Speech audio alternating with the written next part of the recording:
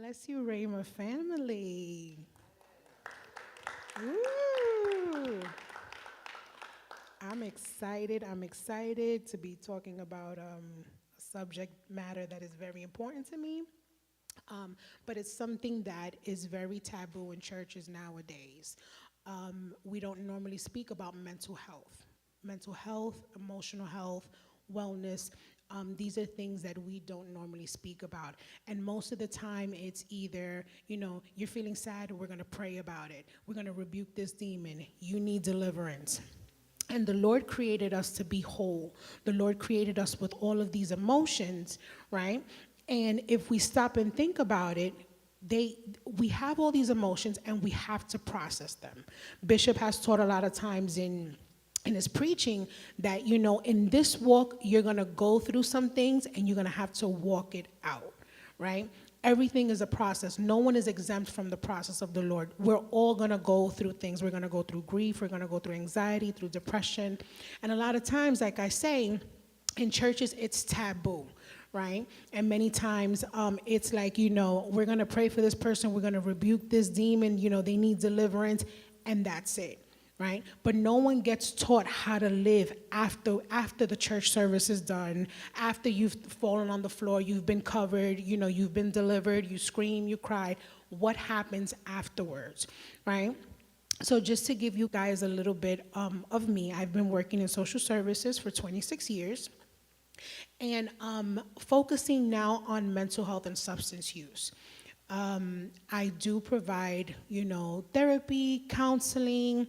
Of course, I've worked with an array of people, different populations, children, adults, domestic violence, immigrants, people with HIV, co-occurring diagnosis. But within the last 6 years, I'm currently not working. I was let go from work in January, unfortunately. But I've been working with the mental health population, and prior to that, with substance use.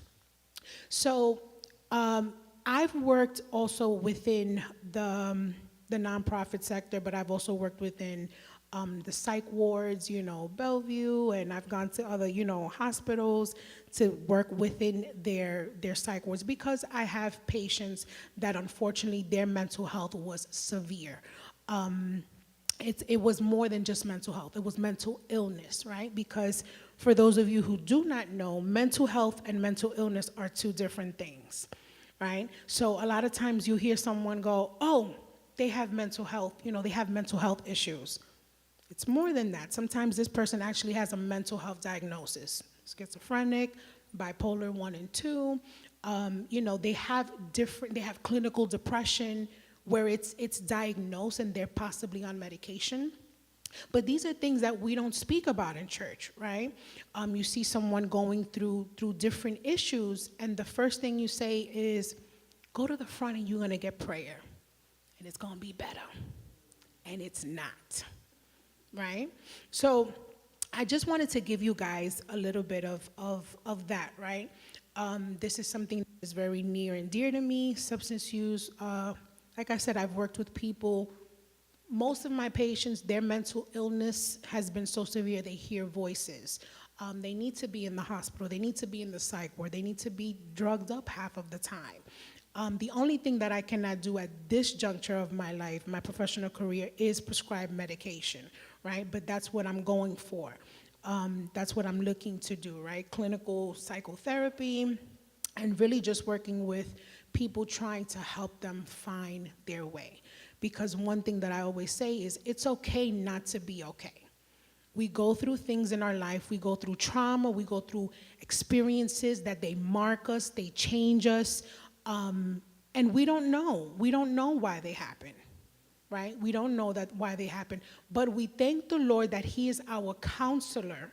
And we thank the Lord that even when we're in the middle of these difficult situations, the Lord is very present. He's a very present help, even in the midst of what is going on. We don't see Him, we don't feel Him, we can't trace Him, we don't know what He's doing, but He's a very present help, right? And even though I myself am a mental health professional, I've had my bouts with depression. I've been through some traumatic experiences. I'm not going to sit here, I'm not far removed. The suicidal thoughts, oh yeah, when my son passed away, I was a basket case. And I was within the field. And I remember, having my husband's cousin come over, and I was so upset. I didn't lose a sneaker or a bag. I lost my son. And I couldn't understand how is it that here we are, my husband and I, we were ministers in our former church. We were serving the Lord. We were doing everything that God, you called us to do. And here, the one thing that we were praying for so long, you go and you take back. What was the point of you giving us this baby and then you take him back? I was angry. And I didn't want to be assessed. I didn't. And I remember from my 6-week checkup when I went to the doctor, she said, are you eating? Are you sleeping? And I was lying. I was like, yeah, no, I'm eating. Eating half of an Oreo because I'm a type 1 diabetic, and I was eating half of an Oreo. Sometimes I would, so I can keep my sugar regulated. And my mother turned around and told her, no, she's not. She watches the sun come up. She watches the sun go down. She doesn't eat. She doesn't sleep. She's not doing anything. She's not even talking. So my mother at this point called it silent conversations, because we would sit in the living room and I would cry and I was a mess, and I was just postpartum depression. Didn't even think about it. Like, that didn't even cross my mind. Here you're talking about my first baby. My son was a stillborn. I labored for 4 days, and after those 4 days, it was like, okay, I had to give birth to this baby that did not have life. I couldn't comprehend that. I'm your servant, Lord. What's happening? What's happening? I worship, we're ministers. What is going on? And I never forget that after we went to our church, my husband and I were standing on the altar, because the first thing that they told us was, you need to go to the altar. So my husband and I were on the altar. I have no clue what is going on in the service, because my mind is everywhere else but there. And I remember that my former pastor, she made the comment, you don't need to be depressed. We're going to pray that out today, because you don't need to be depressed in the middle of a service. So I said, Lord, what is this? Are you kidding me? Do you know how many people we have seated in church that they sit in a service, they rejoice, they sing, they hoop, they holler, they run, but they go home and suicide is on the thought. The pandemic did damage to people, because it isolated people. It isolated people from one another, from the world. I've worked in this field, and let me tell you something, it was chaotic, because I still had to provide counseling and therapy to my patients, even having to work from home. And for those of you who do not know the testimony of my daughter is a true miracle baby, because I had COVID when it didn't even have a name. Almost died. To then be like, Houston, we have a problem. We're expecting. In the middle of COVID. I had to be cleared in order to be able to even go and get a pregnancy test done. And that, my daughter, is a true miracle. But everyone still till today walks around afraid, panicky, anxious of getting together, of being in large spaces. You have people that, mental health is on the rise. It's always been on the rise. The only thing is that the church and black and brown people, we don't talk about it, because we were taught from home, you don't put out your mess. You don't put out your mess. Your dirty rags, you don't put them out. And I'm very blunt. As a mental health professional, I'm not going to sit here and give you the clinical words. I'm going to be very honest. Your dirty rags, you don't bring them out. You keep that home. Things were going on in our homes, and you didn't dare bring that to a social worker at school.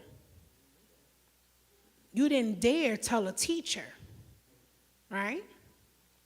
But mental health has always been on the rise. Come the holidays, once October hits, that's seasonal, that's the beginning of seasonal depression.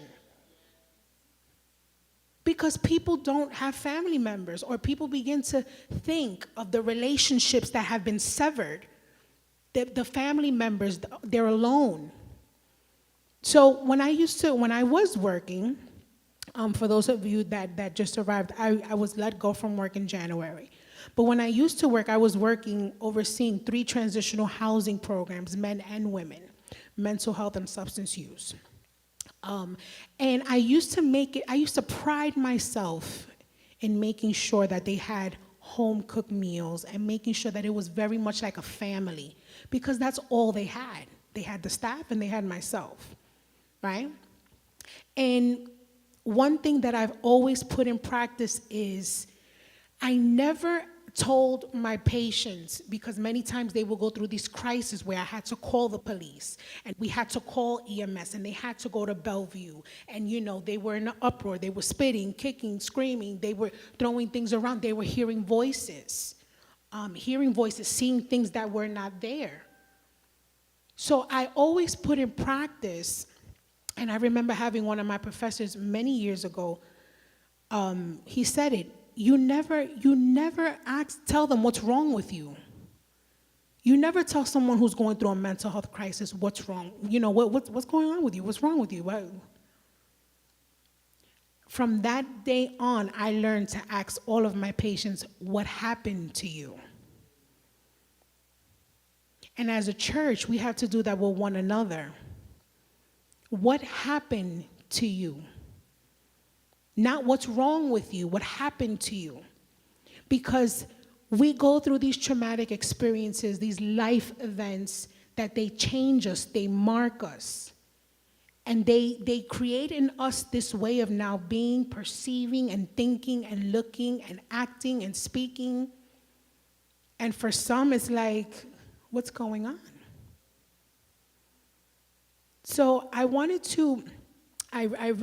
titled this discussion, the intersections of faith, emotional, and mental health, right? Because as I stated, there's been a divide between faith and mental health. It's not spoken about in the churches. And I will be one to tell you, not everything is a demon. Please don't sit there and tell me everything is a demon and you need deliverance. The young lady that is sitting in the back that was raped from the age of 4 to 20 or 4 to 18, that's not a demon. She's been through traumatic experiences. There's issues there. The woman that comes in, her husband beats her before the service, and she comes in and she still serves in the church and has to go home to this demon, right? And this whole situation, there's a problem there. And churches are not trauma-informed. Churches aren't trauma-informed.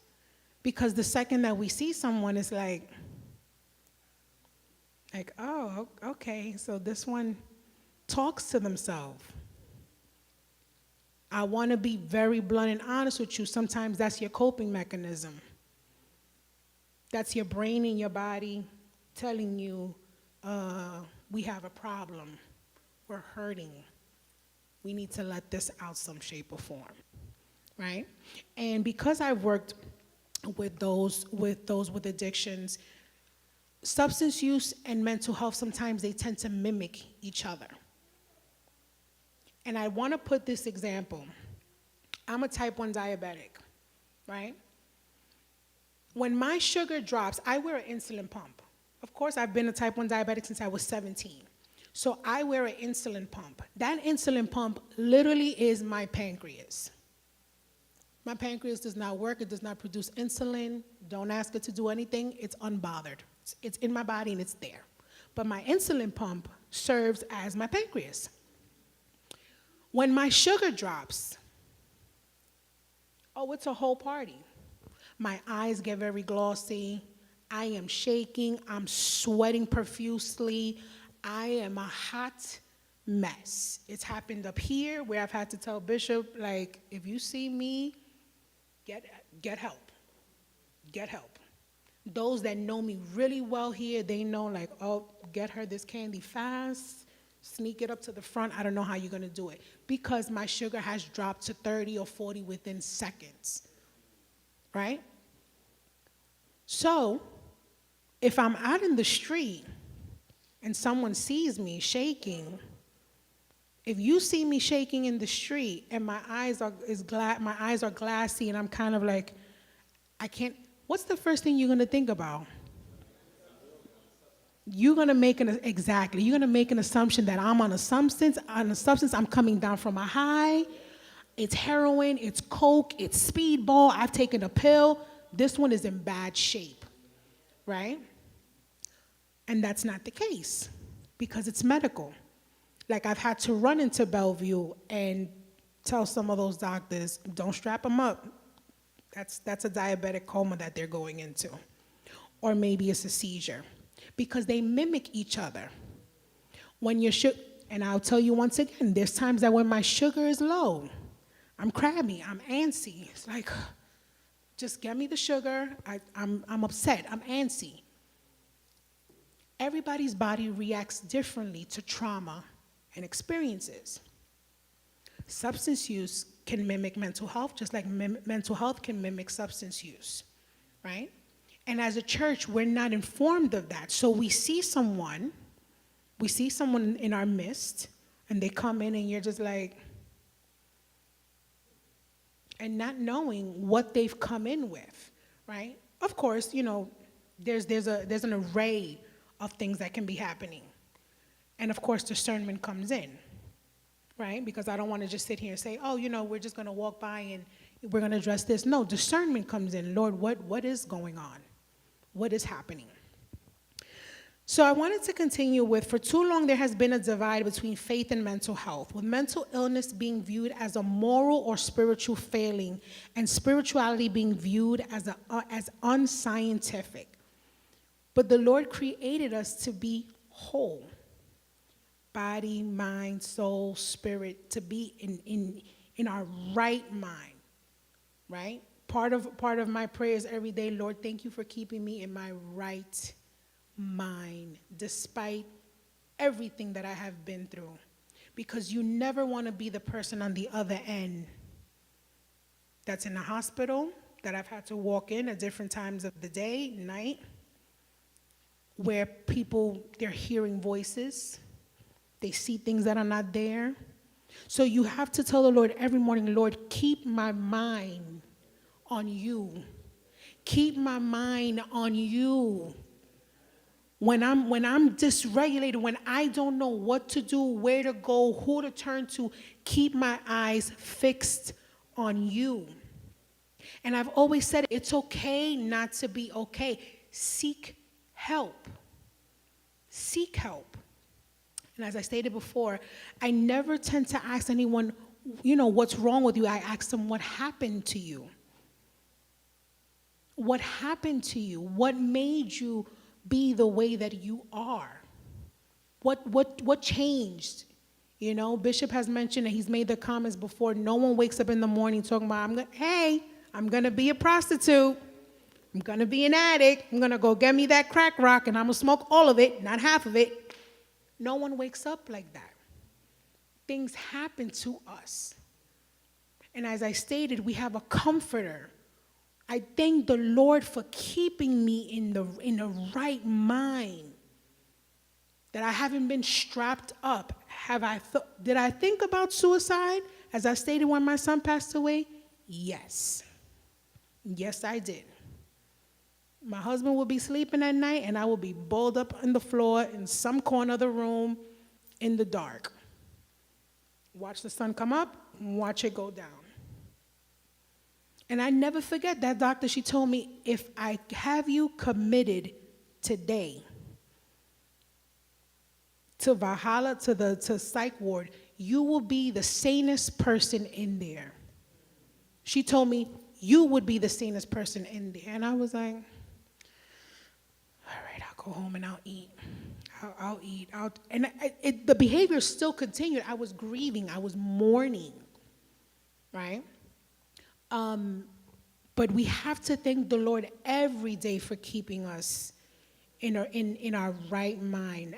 I mean, I know everyone here has experienced something.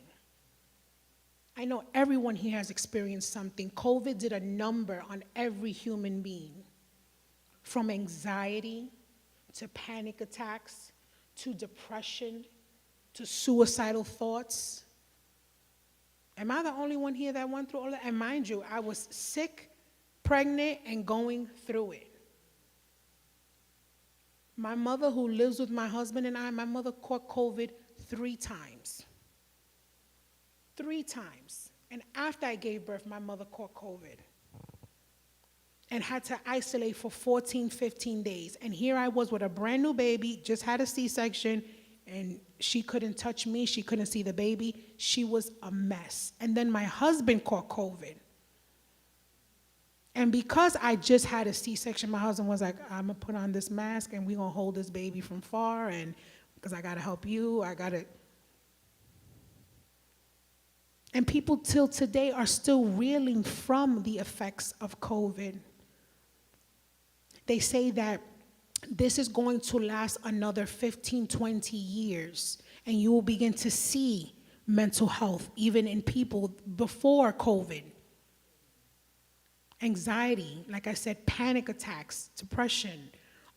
Those are some of the real effects of COVID, and you see them now. You see them now. You see people, and you're just like, oh, all right, I got it. I get it. I get it. So I want to open up the floor. What does mental health look like to you? Lisette, can you bring up the first slide? So this slide is the difference between mental health and mental illness, right? Because everyone thinks that they're one and the same, and they're not. They're not. Mental health and mental illness are two different things, two different entities. Let's put it that way, right? But I want to open up, what does mental health look like? What does it look like to you? If anybody wants the mic to ask a question or just to say something, what does it look like to you? What do you think mental health is? And there's no right or wrong answer here. I want everyone to be able to participate. What does it look like to you? Well, I know growing up, like you said, people didn't talk about mental health, mental illness, or nothing like that. I remember my mom having friends, and we're like, what happened to Miss So-and-so? They would say she had a nervous breakdown. That's what they would call it. They would say a nervous breakdown. It wasn't mental illness, it wasn't mental health. Oh, she went crazy. That was the best. Yes, That was a favorite word. Oh, she went crazy. Or we as kids used to be like, did she go crazy? That's what we called it, because we didn't know what it was. So we just took whatever that we thought it was and put that name attached to it. And even now, people, like you said, there's a difference between mental health and mental illness. I think we see people that will say, like you said earlier, this person is dealing with drugs. They on drugs. That's the first thing come to our mind. You gave yourself an example. If your sugar drops, we'll say this person is on drugs. And then we just see somebody walking, talking to themselves in the street, and we'd be like, they're crazy. They got mental illness. They mental illness. But then I would have to point the finger at myself, because in my house, I'm all day talking to myself. So is that mental illness? Is that mental health? That's how I learned about this. And some of y'all might not know, this is why the Lord gave it to me and my co-host upstairs, the Wellness Wednesdays. I was driving one day, and the Lord was like, pull over, do a live. And I'm like, yeah, God don't talk like this. But since then, and I think it's been over a year now, I've been doing the Wellness Wednesdays to check in on people to see how they're doing. And even if you remember, some of you, with the 47th precinct, one of the officers, he went in the locker room and he shot himself and killed himself. And all the officers around him had no idea what he was going through. And that's around the time when the Lord gave me Wellness Wednesdays. So we would think that it's just a person talking to themselves in the street, and they just, lost their mind, and, oh, he's crazy, not realizing, like Minister Loni said, something led up to that point that's trauma that's happening to them. My mother used to always say this, and I'm going to pass the mic. I used to hear her talking to herself in the house. And I'm like, Ma, who you in there talking to? And she was like, whoever's listening. She said, you get worried if I answer myself back. So she said, but half the time I'm in here talking to God. And I said, okay, so we walk around talking to ourselves. That's not mental illness. You know, so it is a difference between the both. And you can take, I wanted to actually like print this out and have it at the table. So I'll make sure that we can most likely have it printed out and have it on the table to grab. Because like I said, in churches we don't talk about it. So if someone is going through something and struggling mentally, right, you don't say it. You don't say it, right? You don't. I'll use my husband as a prime example. And of course, I asked him for permission. Many of you do not know my husband, about maybe 4 years ago, and even recently, ran home one day, just like in the car, got home, and he said it, I almost didn't make it home today because I wanted to end it all. And I was like, so of course, I got into prayer and I'm praying over him and I'm like, get the oil, get the Goya oil, let's, we're gonna make this happen. We're gonna rebuke this thing out of my house. I need my husband. And he went, you know, he was okay. And even as of recently, my husband entered into therapy. And he's here. My husband entered into therapy. But those suicidal thoughts came back a few weeks ago. And I stand before you, because sometimes you see me in the back like, what's going on with her? She ain't doing much. You don't know the hell, or the battle that I've been fighting, but I've just been fighting it quietly because I'm fighting for my house, for my marriage, I'm fighting for my husband.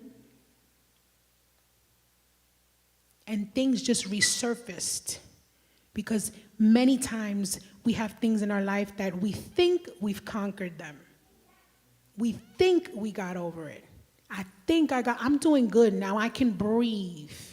And then something comes and resurfaces and it triggers you all over again. A smell, a person, something happens and it re-triggers. And my husband, I never forget it, on a Saturday, I was in the house like, because even though I'm a mental health professional myself, I cannot practice or diagnose at home.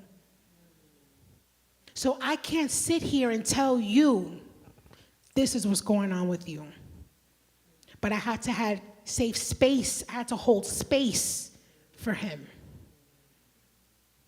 I had a Christian, a minister, a wife, a daughter, a mom, and I had to hold space for his trauma to resurface,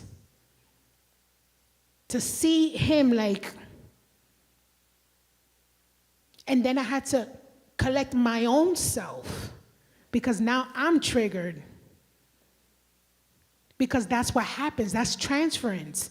Oh, they're triggered, now you're, because you start to relive, what if he didn't come home? What am I gonna tell my daughter? What's gonna happen? I lost a son, I lost my dad, and now my husband, like, oh. And I can't practice or diagnose at home. So here I am like, and at one point he thought I was being cold, and I told him, I said, I'm not being cold, I have to be strong for you, but I have to hold space for your thoughts. So what we thought was conquered 4 or 5 years ago, here I had to sit and ask, so what were you planning on doing? So now I'm triggered because I have to remember I'm speaking with my husband and not one of my patients. What do you do then? You hold on to the grace and the comfort of God and discernment, because that's what I had to do in that moment. Lord, what do I do? What do I say? Because this is not this is not any one of my patients. This is my husband. This is my house. Men are 4 times more likely. There's a question over there, and I Yes. think Siobhan had a question, and then Angela Davis. It really wasn't a question. It was more of a, I didn't realize that there was a difference between mental health And mental illness. Yes, there is. So seeing this list, I said, oh, wow. So that was more of a statement. Yeah. Because that's what happens, and then I'll let Sister Angela speak. That's what happens, because for so long we think mental health, mental health, mental health, mental health, and we don't think about the mental illness. Mental health, if left to its own devices, will eventually turn into mental illness. Right? And the reason that I say that is because mental health, of course, you see the resiliency to stress. You're going through all of this.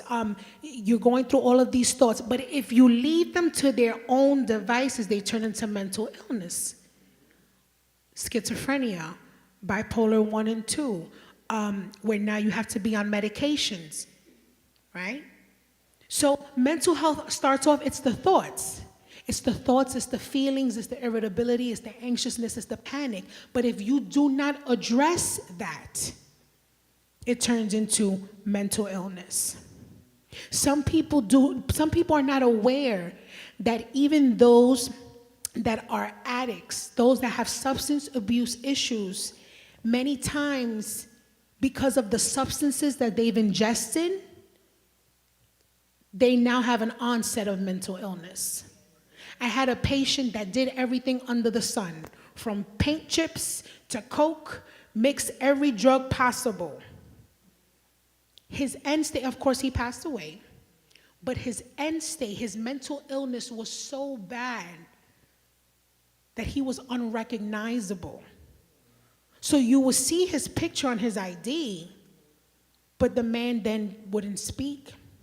Incontinence, sometimes I had to have maintenance come and clean up urine and feces.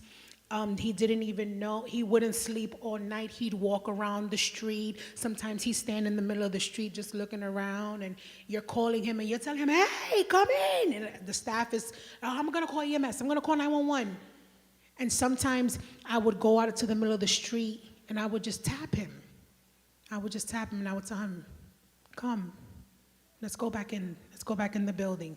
And he would just look at me. He would go, very much like a kid. So much like a kid, to the point where he would even hold my hand, reach out to hold my hand. From all the substances, the years of substance use, right? Then you have some that, ageism kicks in, right? And then you have some people that they suffer from Alzheimer's or dementia. And right away, it's like they have a mental health issue. It's aging. It's aging. It's aging. That's it. They have dementia. They have Alzheimer's, whatever the case may be, whatever medical illness they have. So I'm glad that you're able to see the difference, right? Just Sister Angela, go ahead. I'm sorry. I don't want to forget what you were going to say or what you were going to ask. I think you asked the question, what does it look like? And sometimes we think in people talking to themselves or the crazy that we see on the train, but sometimes it's normal people. Mm-hmm. We see them in our work, even in the house of the Lord. We don't know what they are going through. Mm-hmm. Mm-hmm. There's people in the Bible all the time. There's people in the Bible. Job. I want to bring up Job. Job lost everything. And you oftentimes hear the preaching, his wife told him, curse God and die. Job lost everything. And you hear his wife, and they constantly go after the wife. Curse your God and die. Why don't you just curse him already? The God that you serve has taken away everything. And whatever she told him, did anybody stop and think that she was grieving?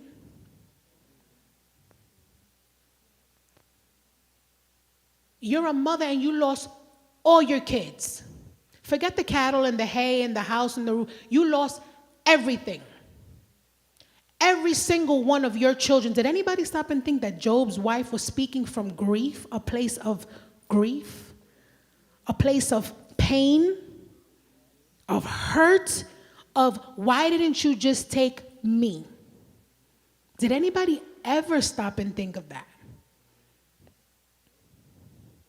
I haven't been able to come on Wednesdays, but I did watch Dr. Ball. I believe it was last week when he was speaking. You know, I know that he's been doing Healing the Child Within, and I forgot who it was that was speaking about issues with how things play out between the relationship of their mom and the aunts. And I heard his response when he said, "Can you imagine being detached from your mother?" Because the person stated that they were sent here I think their mom came here and they stood behind. I heard that session and I broke down in tears. Because my parents are immigrants. And my grandmother, before she passed, God rest her soul, and she raised 6 wonderful kids. My aunts and uncles, they are wonderful, and that's including my mother, because that's my mother. But she did what she had to do to raise them, to make ends meet, and it required for her to leave them. And my mom used to tell me that there were times that in order for her to be able to speak to her mom, she had to go to another family member's house because my grandmother was here and my mother was in the Dominican Republic. I can't even separate from my own kid. So imagine you knowing that your mother leaves, you don't understand it. You know the trauma, the experience that you are now going through. And Sister Angela says something, we oftentimes think that mental health is someone speaking to themselves. They're bumping, they're licking the window, they're running up against the wall. It's not that. The person next to you may have some mental health issues. They may have an illness and they haven't said anything. They can have a diagnosis and not say anything. Men are 4 times more likely to die from suicide. More women attempt suicide than men. And 46 to 50% of those that succeed in their suicide attempts had mental illness. Yes, Robert. I wanted to Minister share, Robert. based off of what Angela was saying. My mom, God bless her, who's not here, she was a nurse and worked in neurology. She worked all parts. And when she met my niece, first I want to tell you that all my nieces, my sister left Barbados and she left her children because she had 5 kids very young. So she left the 4 kids, I'm sorry, she left them in Barbados. My mother sent for them. And they lived with us, so we became sisters because we were basically the same age. It's true about the detachment because each and every one of my nieces got with a man that beat the crap out of them. Now, I want you to listen to this carefully. My mom met this particular guy. She said, I don't care what you say. There is a mental, she didn't say illness, she said a mental problem. Watch that guy. My niece decided to take, the first one, she decided to take the kids and move them far because he wanted to move them far away. My mother said that's not normal. Doesn't want to be with the family. Beautiful home, 7 kids. We kept telling my niece, listen, you're going to have to leave because something is not right. When he began to beat on her again, she decided, well, I'm going to go out the marriage and I'm going to go out with my friends or whatever. He misinterpreted that she was out with another man. He drove his nephew home back to the house. Said, when you go in the house, I want you to lock the door. If you hear 2 shots, don't come out until you hear the 2 shots. Thank God I'm healed from this. He came in, he saw this man walking across. At this time, he's living somewhere else. The house is worth like $2.5 million. She's like, I want the house. We're telling her, it doesn't matter. Just leave. She didn't want to leave. Leave with your life. Right. He came in, shot her in the face in front of everybody. Went around the corner and shot himself in the head. My mother has been telling them, get help for the last 10 years. That's how long it took. I had to literally do the eulogy for my niece because no one could recognize her. She was 39 years old, and she had 7 kids, and the bruises on her body and her eye was still there. We had to put a band over because he shot her literally in the face. Now, look at the trauma of the 7 kids she has. Now, they are with men who beat them up.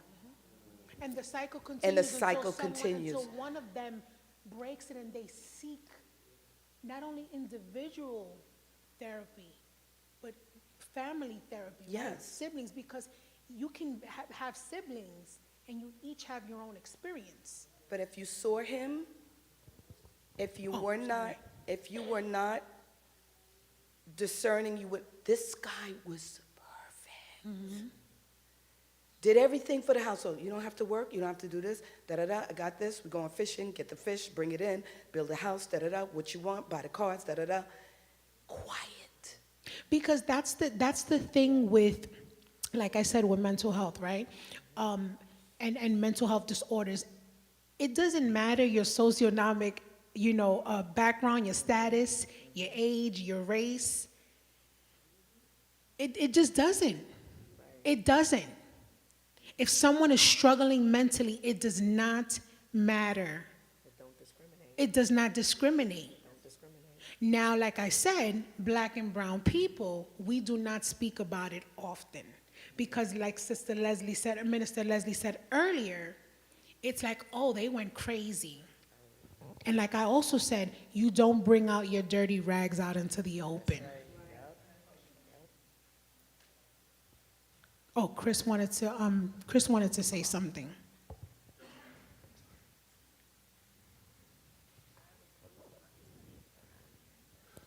Is this helpful? Right? Is this helpful? I'm so glad that the church is getting to a point.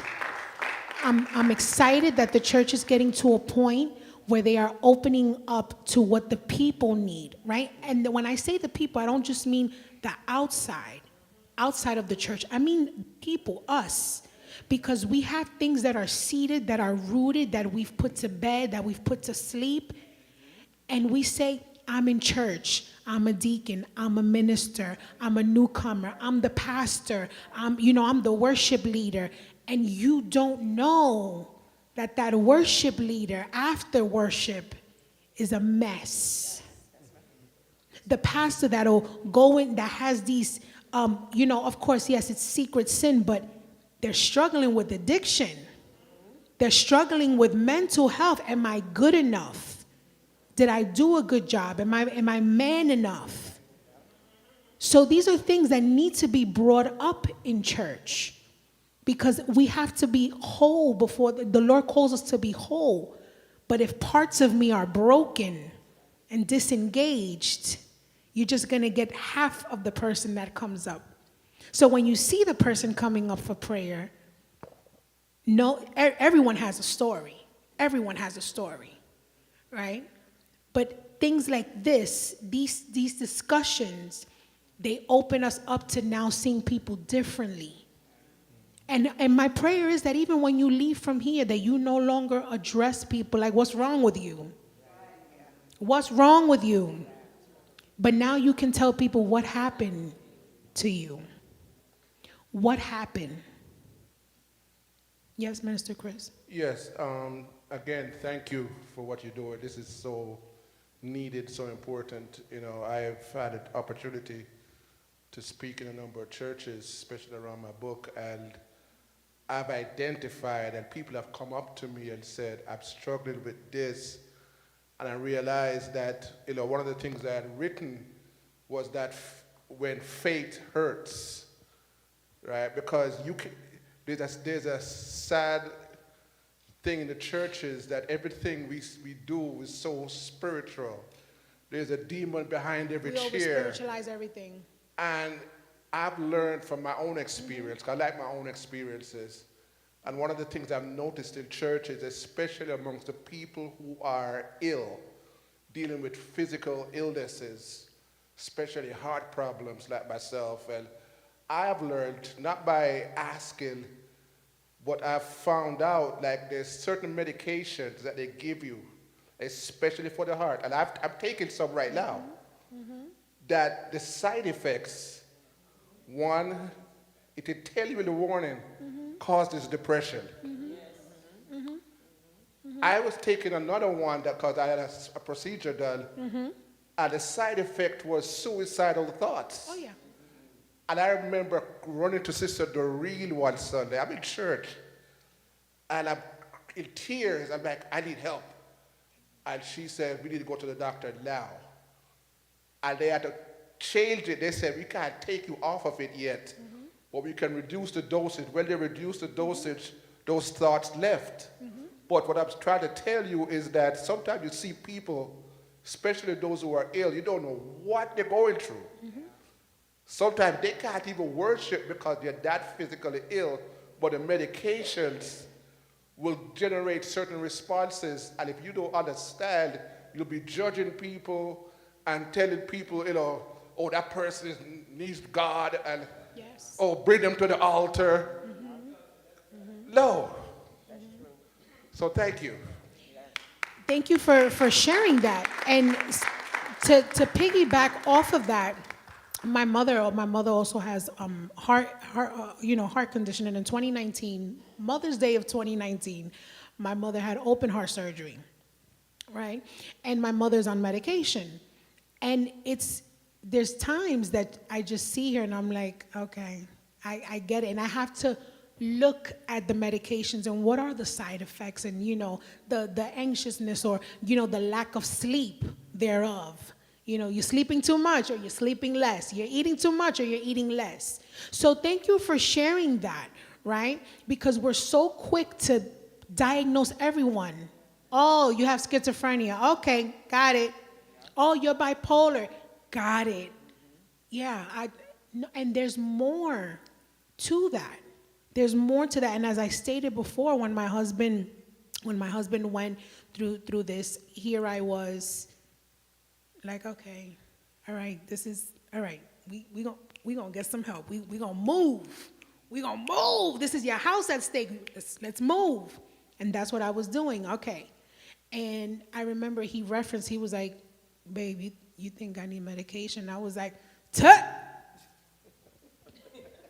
Hold up. Let's think 2 or 3 times about this. Because I've seen the ins and outs and the side effects of medication, right? So while you think it's curing one thing, you think it's gonna heal your hand and now you're growing a third leg. You think it's gonna, you know, heal your heart and now your kidney and your liver just fails. Because these medications are so strong. And of course, I won't go into it, but that's one of my pet peeves, Big Pharma. Oh, they love to drug everybody up. Oh, we're going to drug you up. Oh, you got a headache? You got a heartache?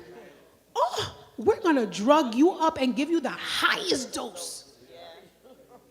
Big Pharma love to kill us people off. They love it.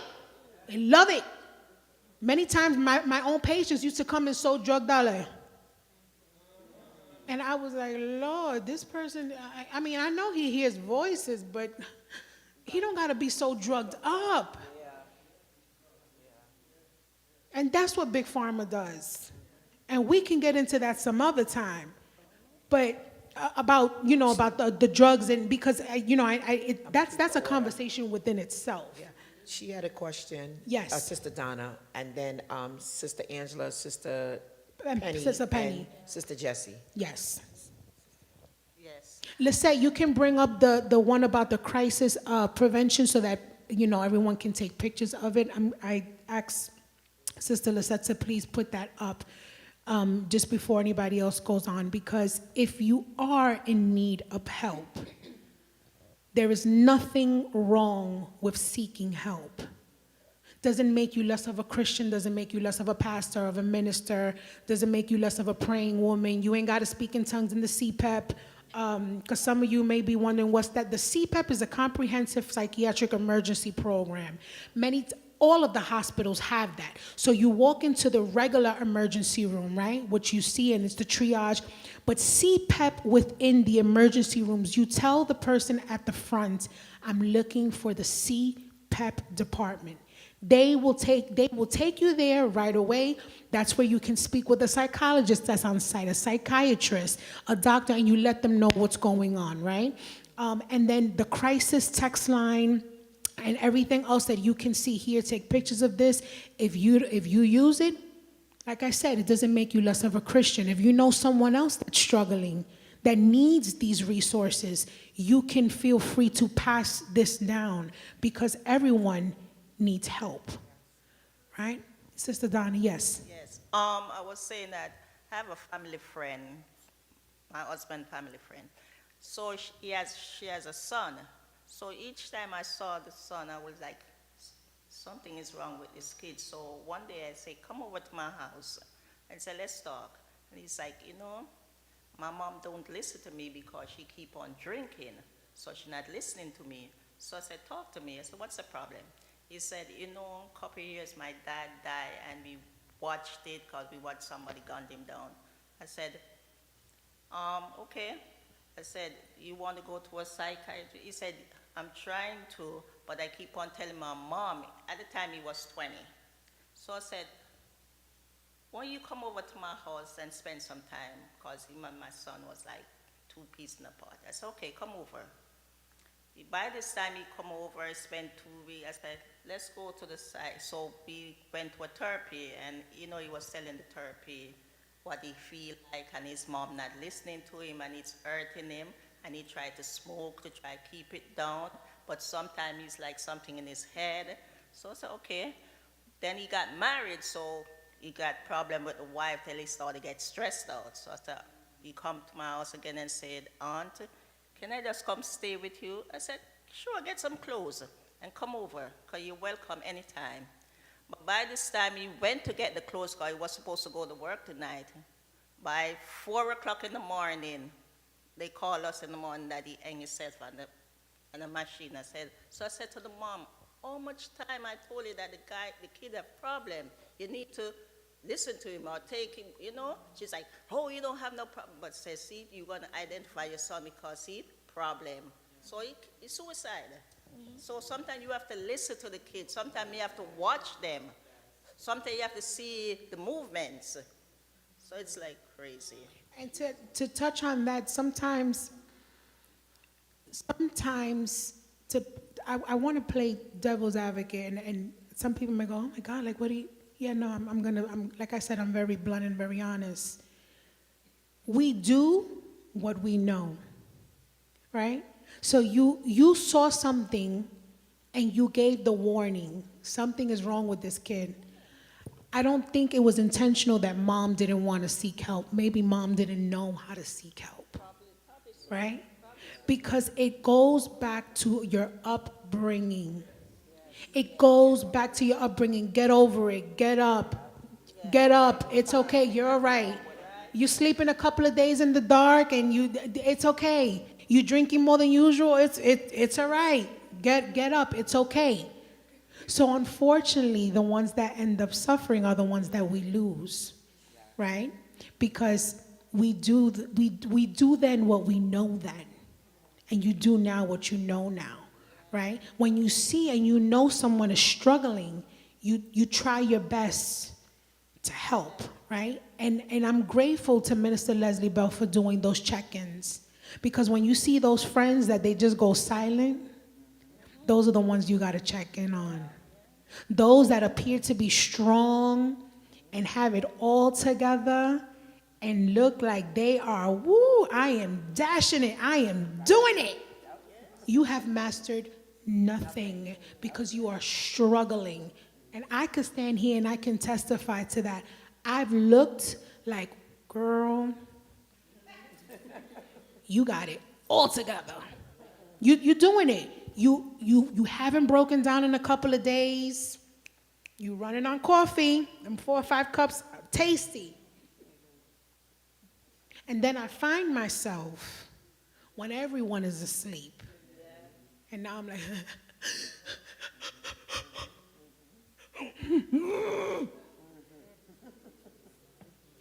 because I've done it.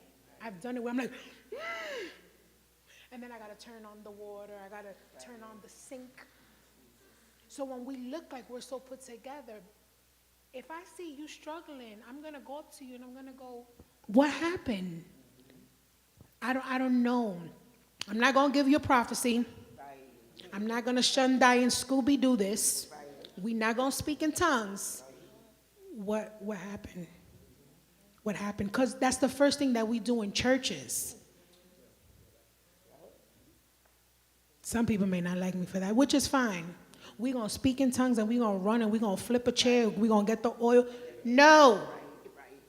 There are things that are deep-rooted that are happening that need to be addressed. There is trauma. There is pain that needs to come out. I told my husband when he was going through his thing, give your pain a voice. Give it a voice. Cry out if you have to. Scream out if you have to. Lord, I need help. Send help. This is a 911. Send help. This is urgent. There is no time for me to speak in tongues and throw myself on the floor and cover myself and pick myself back up. I need help. I'm drowning. I'm struggling. And like I said, in churches, we don't address this because it's taboo. We're supposed to have it all together. I'm not working, guys. I have not been working since January. And I am accustomed to working since I was 14. Honey, I am on the go. I am ready to roller skate through the house. Work, school, a toddler, my husband, my mom, this, that, trying to drink water, mind the business that pays me, paint. I'm scrubbing tiles with toothbrushes. I find myself now, like, what am I doing? And does the thought of inadequacy come in? Of course it does. Of course it does. I tell you honestly, oh yeah, girl, you ain't got no money. And you used to being like, oh, we gonna buy these new sneakers? Bam. Oh, we gonna get this? Here you go. And now I'm sitting here like, oh God, that paycheck ain't coming in every other Friday. Those new sneakers came out and I can't get them. I like that tattoo and I can't get it. I ain't got the money. Because everybody who knows me knows I like jelly donuts, iced coffee, sneakers, and tattoos. I say it. But that's just being honest. Those thoughts, they creep in. Fear creeps in. How long am I going to be without work? How long? Lord, I'm a smart woman. Like, what happened? Why am I going through this? Not thinking it could be worse. I could be homeless. Living under a bridge. No food. With a 3-year-old trying to figure out my entire life. And the Lord had to check me last week. Because I was sobbing in the shower, like, oh God, oh God, oh God. And the Lord had to check me and remind me, I am who I am. And I give plenty and abundantly. So when you're sitting here looking at what you don't have, something else is coming in this way. But you have to be still. You have to wait. And the Lord said a whole bunch of other things, and I was like, I got it. All right. I'm going to come out this shower and get myself together. And that's not mental illness. It's real. We are living in chaotic times, uncertainty. Uncertainty. We come to church and you don't know what's going to happen. And it's not to bring fear, it's to be honest. You walk into a church and you don't know, where am I going to sit? If I can be transparent,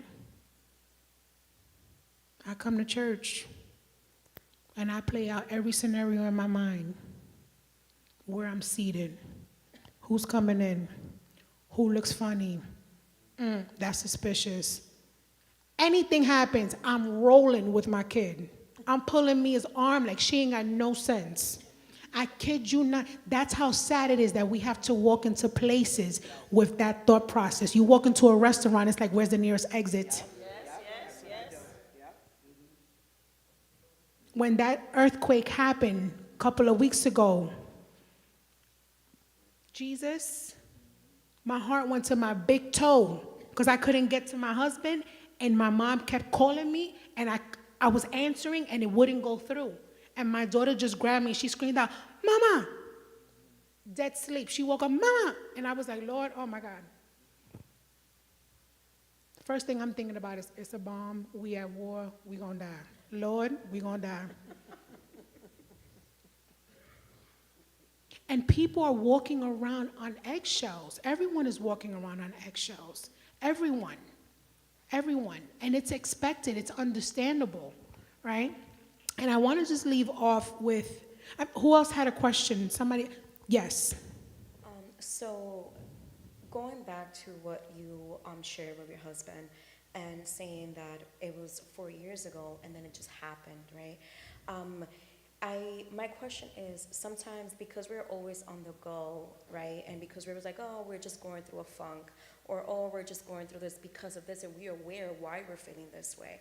At what point do we understand or notice, right, for ourselves and for our loved ones, okay, maybe it's more than just depression at this point, right? Because it could be severe depression, it could be severe anxiety. So how do we go from, okay, it's mental health, right? You might need just some time off. You just need to kind of have some self-reflection or some time for yourself, to where is, okay, no, this might be more than just a breakdown, right? So seeing your husband 4 years ago and then seeing him now, right? Where do you kind of like say, okay, babe, we might need to go, maybe the medications that he was just asking for that depression, right? Because when we think about medication, we think about the bigger illnesses that are out there, but it could be just anxiety, it could just be panic attacks, it can just be depression at a certain level, right? So how can we identify for kids as well, especially for my girls, you guys know I love my girls, and her friends, how do we identify, like, okay, you might need more than just maybe therapy or meds? So I want to put this out as a disclaimer. Therapy is good. Yes. Therapy is good. Therapy is very good. And men don't like therapy, but men don't like to talk. Sorry for the men that are in here. You men don't talk. It's like pulling teeth. Hell fire is inside of you, and you are sitting there like, I'm good. I'm good. You don't like talking to strangers? But, exactly. And just to put in this plug, June is Men's Mental Health Month. Mental Health Month, June. Huh? Every month, every day. You non-talkers. But men, and that's the thing. You see, when my son passed away in 2013, I remember there was something that the Lord had brought to me, and I wrote that down. But I've continued to pray. You see, if we can be honest and authentic, the devil looks to ruin the home. The family is what he attacks. And men are the head of the house. Men are the head of the house. And if he can attack the man and shut him down and isolate him, you're not going anywhere, right? Because men, when they, especially when you're married, you sit down, you have this talk. Where are we going? What are we going to do? How are we spending this? What about the kids? What about the house? How are you feeling? So if the devil manages to isolate your husband, the man, and kill him off, he's done his job.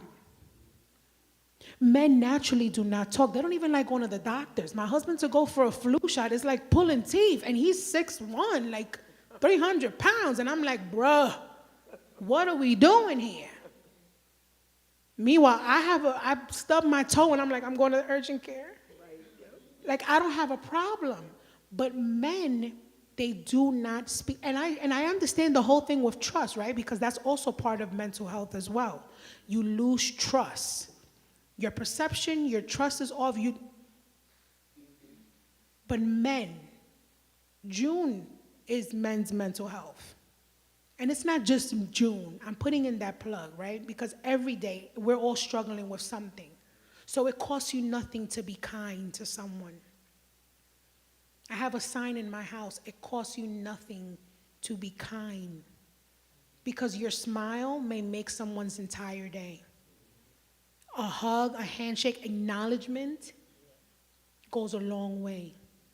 Our teenagers today, they need to know and be acknowledged, right? Because if they're not acknowledged, they go right to the wayside. They fall right by the wayside.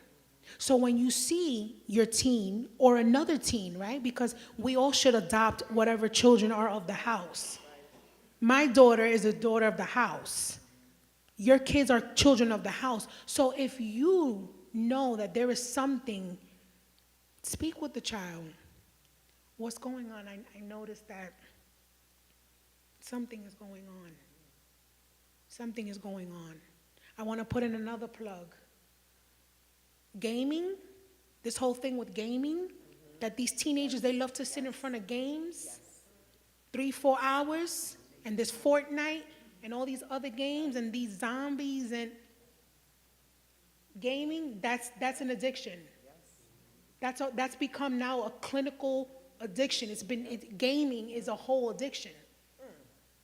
Because it wakes up in these kids anger, rage, disattachment, isolation, manic behaviors, what they see, what they hear. Now you got your kid screaming at 4, 5 o'clock in the morning that there's a man in the corner with his head off, and he's holding it. So if you see, it's okay to bring it up to the child. I noticed that you're not talking much. You want to talk? What's going on? Meeting them where they're at. I used to meet my patients everywhere. You want coffee? And they used to look at me crazy because they would curse, spit, scream. I got smacked by one of my patients, and he felt horrible. I've had it all. I've had it all. But I meet them where they're at. Let's go for a walk. Come on. All right, I'm going to buy you coffee. I'm not supposed to use my money. Let's go. Let's go get something to eat. I'm going to meet you in your room. Because sometimes their depression was so bad they wouldn't shower for days and weeks.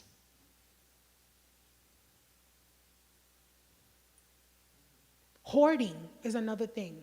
When you see somebody like, oh, I'm just not going to be cleaning up, and like, yeah, like I don't really care about myself, and that's another issue. What happened to make you go there? You can suggest therapy. Therapy is good, and I think that every faith-based organization needs to have a department where there are psychiatrists or psychologists or counselors that you can just speak to Doesn't have to be a spiritual thing. I don't got to come and tell you that last night I had a revelation and the Lord. No. Where someone can come in and say, so most of you do not know this, but people will choose to go to a faith-based organization. People will choose to go to a pastor, a bishop, an imam, which is a Muslim, which is like their Muslim pastor. They will choose to go to a faith-based organization first before going to a psychiatrist or a psychologist. Because their notion is this greater power, this higher power knows everything. They should be able to stop the pain. Why is this happening? So if a church does not have a department that is trauma-informed and the people are not trauma-informed, people are going to come in and they're going to go out. Come in with their problems and go right back out. And then you'll get the news they hung themselves, they shot themselves, they drove off the bridge. So those are things that, you know, I know we're in the process of healing ourselves as well, but if you want to know something, when you're helping heal someone else, you're healing yourself. There's a constant joke between social workers and people and therapists. We tend to get into this business because we want to be for people what people weren't for us, what we didn't get. My father was an addict. Started off with alcohol and then coke, and I thank God till today that he didn't suffer mental illness, but I know he went through mental health. And that within itself was a roller coaster because the roles were reversed. I now became his caretaker. Where are you going? What you doing? He hasn't been home for 4 or 5 days. Where is he? I'm going to go out and look for him. I'm calling precincts, calling hospitals. What are we doing? Where is he? Did he come in? Did he overdose? Is he somewhere? Where is he? The trauma that it inflicted in me. Here I am. I'm supposed to be the daughter, and here I am. I'm your caretaker. So there's things in our life that they seem nonchalant, but they're traumatic experiences. And yes, we can pray. Yes, we can ask for discernment. We can seek God, but they need to be addressed first. When my son died, my husband and I, we walked into a therapist, a Christian therapist at that. And he was just looking at me, and I didn't know what to say. I was just, and he said, I'm not going to pray this away. You have to walk this out. We oftentimes hear the preaching, pain endureth for a night, but joy comes in the morning. What do you do when there's no joy in the morning? What do you do when the pain from the night before lingers on to the next day and the next day and the next day? Morning never comes. Morning never comes. What do I do when I'm at work or at school in the bus? I'm anxious. I'm nervous. I want to hide. The ground sucked me up. Yes, we hold on to the word of the Lord. We hold on to his presence and we recite the word. That's what we have to do. And become close and hold on to someone who, not that they don't have any problems, but that they can hold you up. That they can hold you up, that they can hold your hand, that they can lead you through those rough waters. That when you're going through it, they check in. You're quiet. You're real distant. What's going on? You're real curt. You're real short. When I'm going through things, my husband has, what happened? And he'll tell me in Spanish, ¿Qué pasó? ¿Qué pasó? Like, what's going on? Because I'm like, I'm itchy, I'm antsy, I'm like, I'm ready to go. And it's because I have this internal battle. And I've had to check myself. Oh, girl, get in your worship. Because I'm not going to sit here and hold you and lie to you that I open up the Bible right away and no. Because there's times you can open up the Bible and it doesn't give you anything at the moment.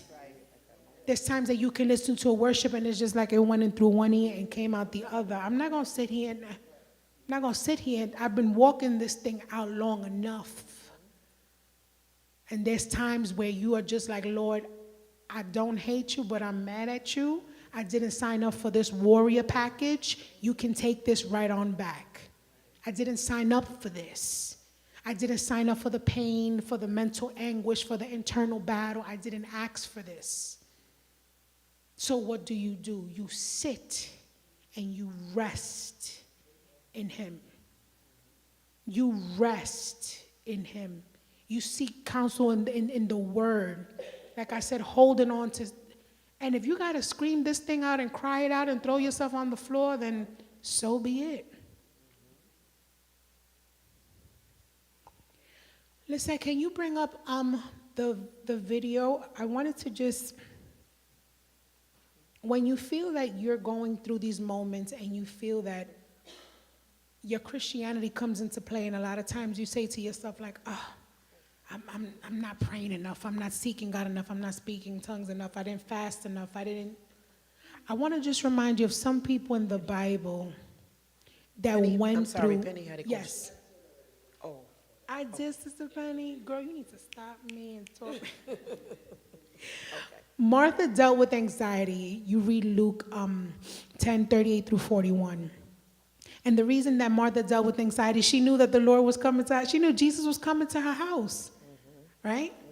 And she became so anxious and so overwhelmed with wanting to be so hospitable, right? And act like nothing was going on in the house and perfect everything. Because we all know, especially us women, that when we're going to have guests over, we act like nobody lives in the house because we want to make it so clean. It looks like, oh, do people even breathe in this house? I have a toddler, and I've caught myself, when people are coming over, I'm like, don't touch nothing. And I'm telling my husband, grab her, just save her, save her. And my husband is like, Mia, come, your mother's cleaning, she's wiping down walls.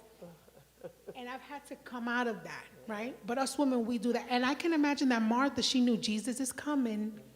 The almighty, perfect Jesus is coming. Bring out the finest napkins, set up the table. She went through anxiety. Read Luke 10:38 through 41. Naomi dealt with grief. She dealt with grief, so much to the point where she said, don't call me Mara, right? Where she said, call me, she was bitter. She was bitter. She lost her sons and she lost her husband. And in biblical times, women that had no male representation, and they were just like desolate. It was like you no longer mattered, right? Then we see Elijah, that he dealt with depression when he sat under the juniper tree. When Ahab went and told Jezebel what Elijah did, now she was like, I want your head where your feet at. Us Spanish people say, te quiero la cabeza, no tiene los pies. I want your head where your feet are. That's how, I can smell your death. That's basically what Jezebel put out there. Where she was like, I want to do to you what you did to them. So what did he do? He went under the juniper tree, which is also known as the broom tree, and he sat there and he rested. He fell asleep, but he asked to die before that. And the angel had to come and tell him, get up and eat. How many of us have been going through a depression and we got all of a sudden, we don't feel like eating, but when that depression starts to come off us, now all of a sudden we want to eat. We want to eat. It's like, oh, okay, I can get up. King Solomon, he dealt with the addiction of women, honey. He had, 700 wives? I think it was, 300 wives? What did I write? I don't have my glasses. He had 700 wives of royal birth, and 300 of them were concubines. He wanted all the women. I don't know how he didn't get tired, but he wanted them all. He didn't want one or two. He wanted them all. He dealt with addiction. Jesus himself, when he went to Gethsemane, that he had to pray the night before he was going to go to the cross. Lord, take this cup away from me.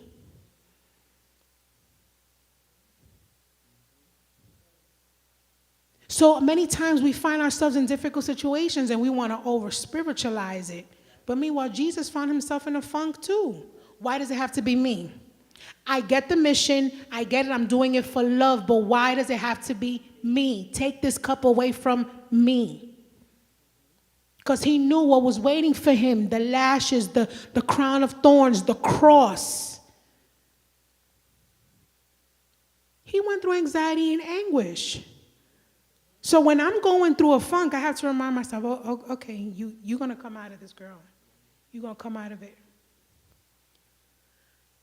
I end my discussion with that, and there's one little thing, but if there's somebody else that has a question, yes, Angela?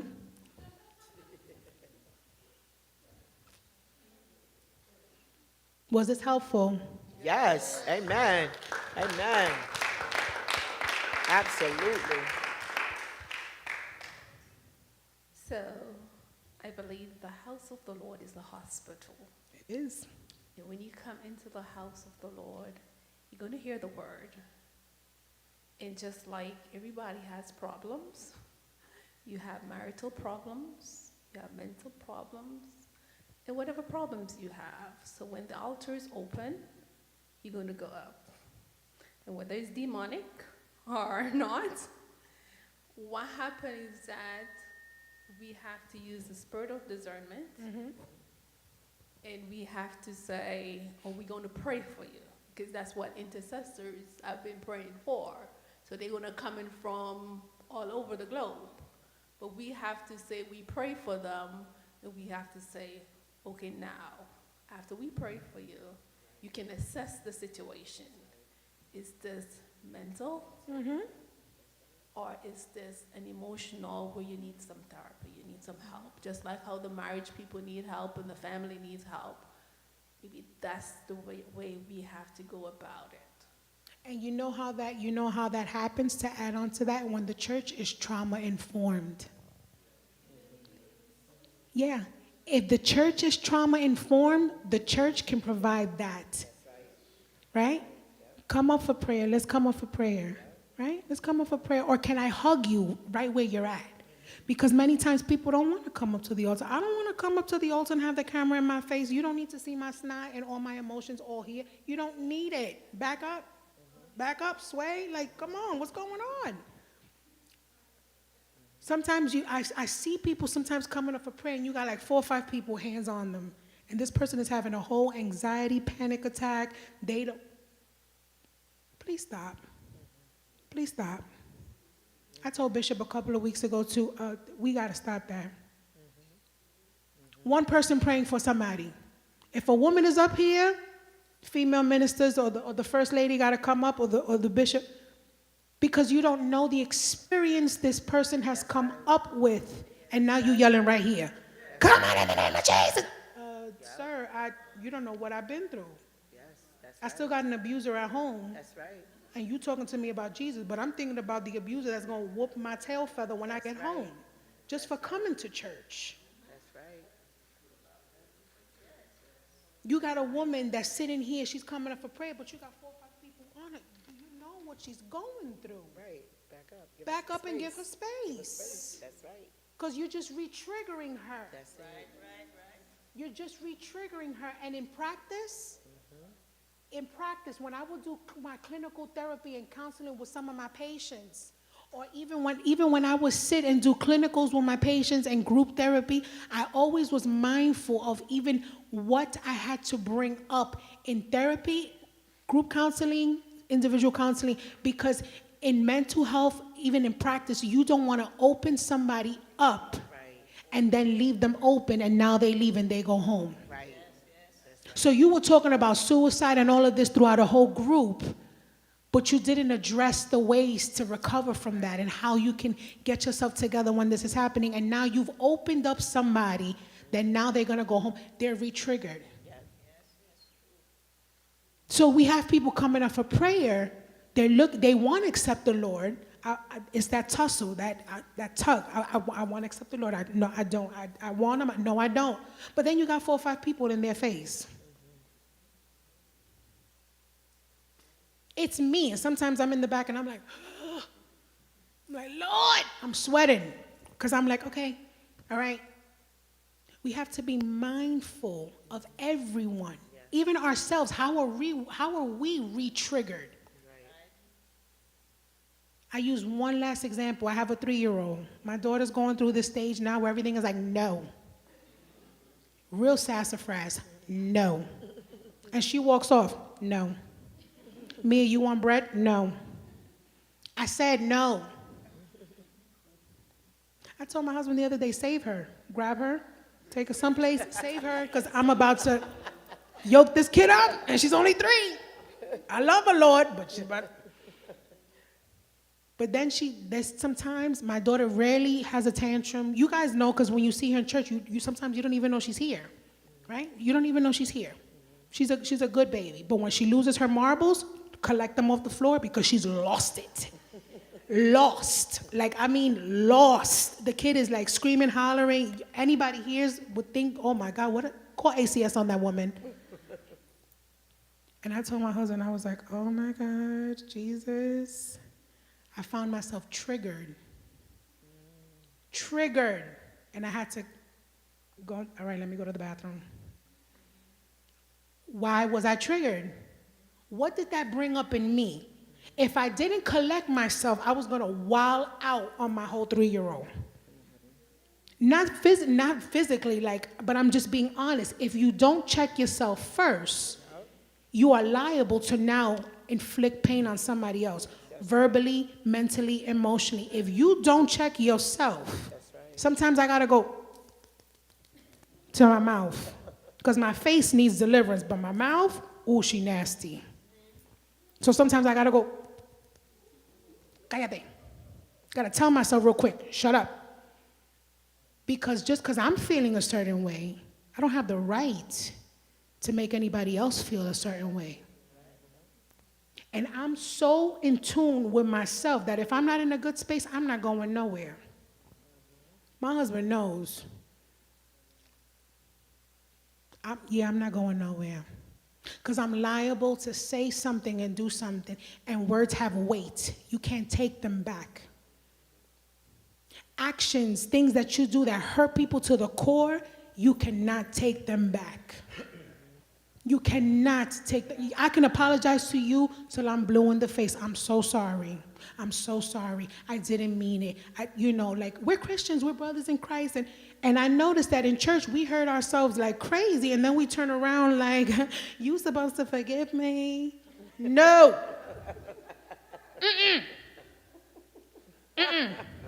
Not me. I'm a clapback queen. I'll tell you real quick, that was really nasty. That wasn't nice. I felt a certain way because we're going to address this, right? Because I need to be able to tell you, you hurt me. I don't like how I feel. I don't like how I feel. And the other person has the right to know as well that their actions and what they said hurts people. And yes, we are in church. But I can't sit next to you when you said something real slick out your mouth. I couldn't go, fop. Couldn't do it. I couldn't do it. So now I'm angry because I can't physically pop you. And I got to still sit here and be like, Jesus, you are my strength. Strength like no other. Keep this hand guarded. And then we in church and we create all these things, right? Now we start to perceive that everybody's the same way. And everyone acts the same way. And it's not like that. It's not like that. I leave the floor open to anybody else. And Lizzie, you can play.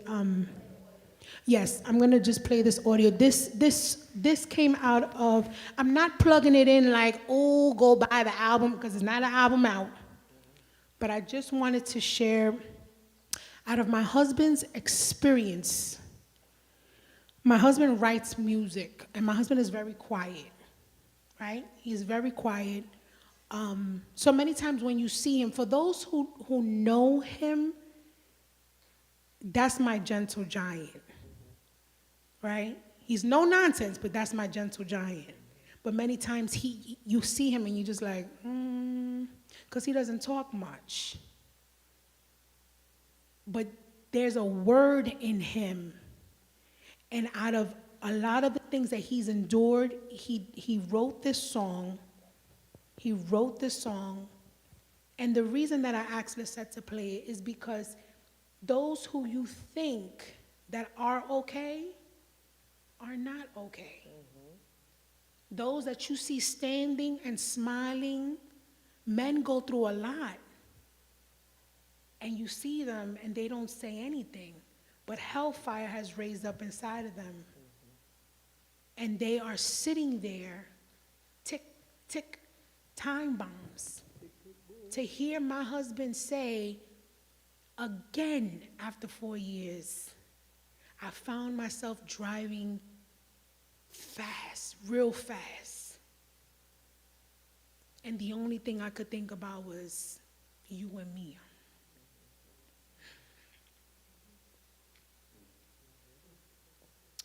To hear my husband sit and tell me I've been struggling so much. I said, Lord, how many people are out here struggling without anyone to seek solace from? How many people are seated in our churches and they are just numb? And like I said, my prayer is that after today, you tell the Lord, how can I meet the need? As you meet my need, how can I meet the need of the people? Lord, make me sensitive to your voice, but make me sensitive to the voice and the cries of the people. Because whether we believe it or not, I am my brother's keeper. I am my sister's keeper. If you fall by the wayside, I fall by the wayside. Because whether you know it or not, we are all interconnected and we all need each other, some shape or form. Let's say you could play that.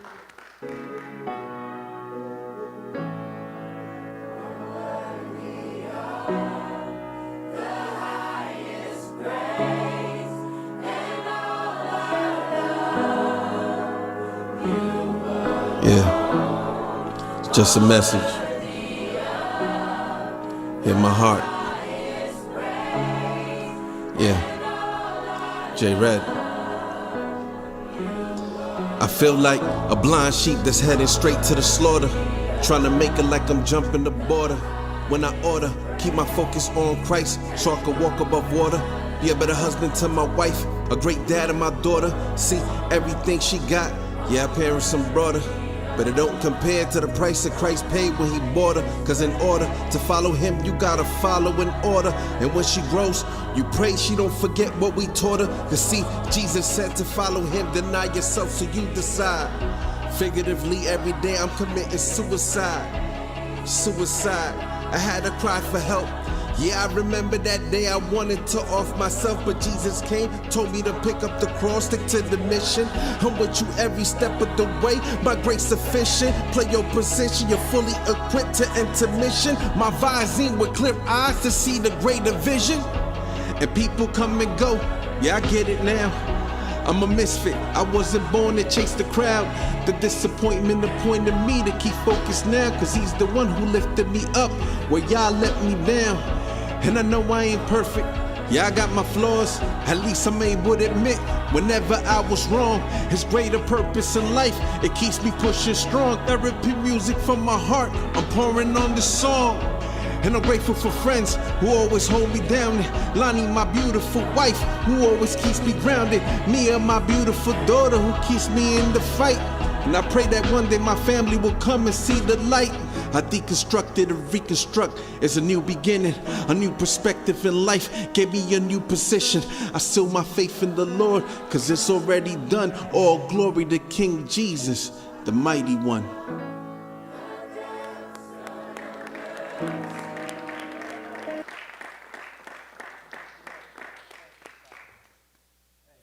And with that, we end. Amen. God bless you. Thank you for listening to thy servant.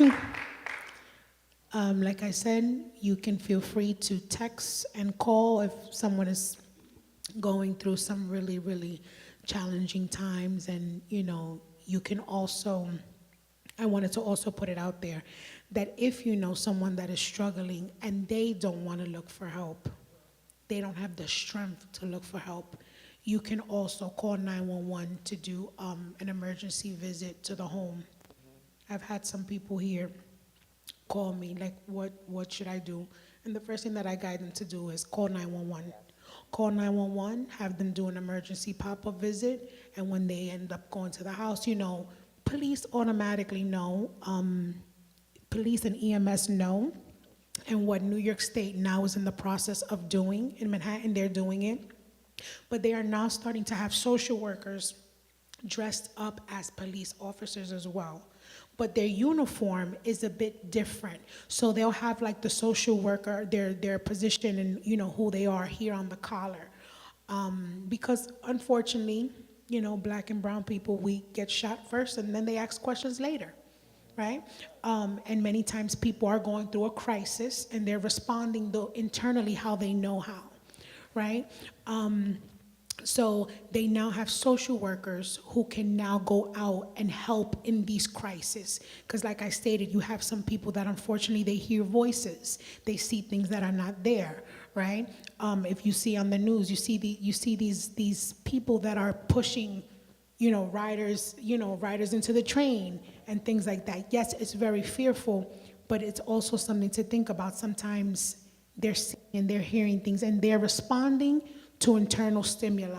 I had many patients that I would talk to them and it would take them time to respond to me because they weren't hearing me, they were hearing whatever voice was in their head. And many times I had to sit and ask them, what are the voices telling you? Is it a happy voice? Who's speaking to you? Because sometimes some of them would just sit and laugh, right? And of course the spiritual part of me would be like, oh, I'm gonna rebuke this demon and this. And a lot of times, it was who was speaking to them, what they were hearing, what they were internally preoccupied with, and how they were assessing that. Many times the voices were very scary. Sometimes some of them will be so open that they'll be like, there's somebody behind you. I had many patients tell me, especially when I was in Bellevue in the psych ward, there's something behind you, but it can't get to you, but it wants me. And of course, me being a Christian and a woman of faith, I had to incorporate prayer. Because, within the corporate world, you can't sit there and we're going to rebuke. No, within the corporate world, you have to embed, it's ministry, it's still ministry. So those are just some of the things that we need to, be mindful. But if you know someone that they're constantly telling you, I'm fine, I'm okay, and you know that they're not, you can call the police and have them do a wellness check. If someone does go to the hospital sometimes and it's bad enough, they may do a 72-hour hold in the psych unit, right, to assess the person. They're not necessarily going to stay there, but they will be there for 72 hours to assess the person. Where are you? What is your baseline? What's happening?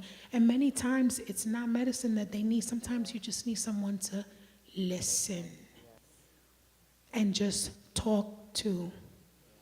Sometimes it's not that you're crazy. You just need someone to talk to. So with that, I end. Love you all. I had, Yes. I wanted to say that I called Loni. Remember the friend that I had who was putting stuff on Facebook, and I was really worried about her. And her sister reached out to me. I never met her sister. We were friends. Her sister lived out of state, and she was going through a lot. And she was putting a lot of videos and stuff like that on Facebook. It was really disturbing. and her sister reached out to me and said, "Are you friends with her?" And I said, "Yes." And she said, "Can you please, I'm not in New York, can you help me? There's something going on with my sister." And I called Sister Loni, remember? And as she stated, the first thing she said, have them go do a wellness check on her. And she was saying how people was coming in the apartment, right, Lonnie? And all of that. But I reached out to Lonnie. Lonnie took me through the steps, step by step, on what to do to get her help. So it may not be you, but it may be somebody you may know. I would never expect this from her. And it was her. You never, never know. So even today when I did my live, I said, even if it's not for you, get the information. We have to educate ourselves on these things. It could be a coworker, it could be a family member, it could be anybody. So you never know. So we need this information to help somebody else. Lonnie walked me through everything. The sister could not stop thanking me. And I'm like, don't thank me, thank my friend who helped me with everything. Because I didn't know who else to call. I didn't know what to do. I didn't know. And the sister couldn't call 911 because she was from out of state. So her 911 is different from here. So Lonnie walked me through everything, and I thanked her, and I thank you again for that because, you know, she's seeking the help that she needs now. Minister Loni, will we be getting copies? Could you provide us with copies? What's this at? Let's say, If you can't, since I send it to you in email, would you be able to print them out and like email it to us? email or whatever. Yeah. Yeah. Okay, yeah, make it Oh, there you see. available. Everybody's thinking for me. Yes, make it available for everybody. Praise God. Yeah, that can be on the and hopefully, like I said, there will be more time to discuss because this is just the surface of it. There's so much that needs to be unpacked, right? You need to. There's different things that need to be unpacked. But yes, hopefully, you know, it can be on the app. It's also good to print Yes, those for things those that out. don't have apps. Yes. Everybody's not. Yes, You know, because you know it's needed. It's needed, and we all go through those moments, those bouts of depression, those bouts of anxiety. You know, like I said, everybody's reeling from this pandemic that isolated everyone for so long, right? And there's you know these after effects. Like an earthquake has aftermath, there's after effects. You know, people sometimes don't want to be in large spaces, you know, crowded spaces. They still become very anxious. I remember my mom, she mentioned to me, she said, you know, I've had COVID 3 times and I've never suffered from anxiety, but I just kept dreaming about this big red ball, which if you guys remember in the news when COVID came out, they were showing like the different strains and it was like this big red sphere. That's what she kept having dreams of. So things are very real, and just be kind to each other. Just be kind. A smile, a handshake, I see you, because that goes a long way. It goes a long way. Amen.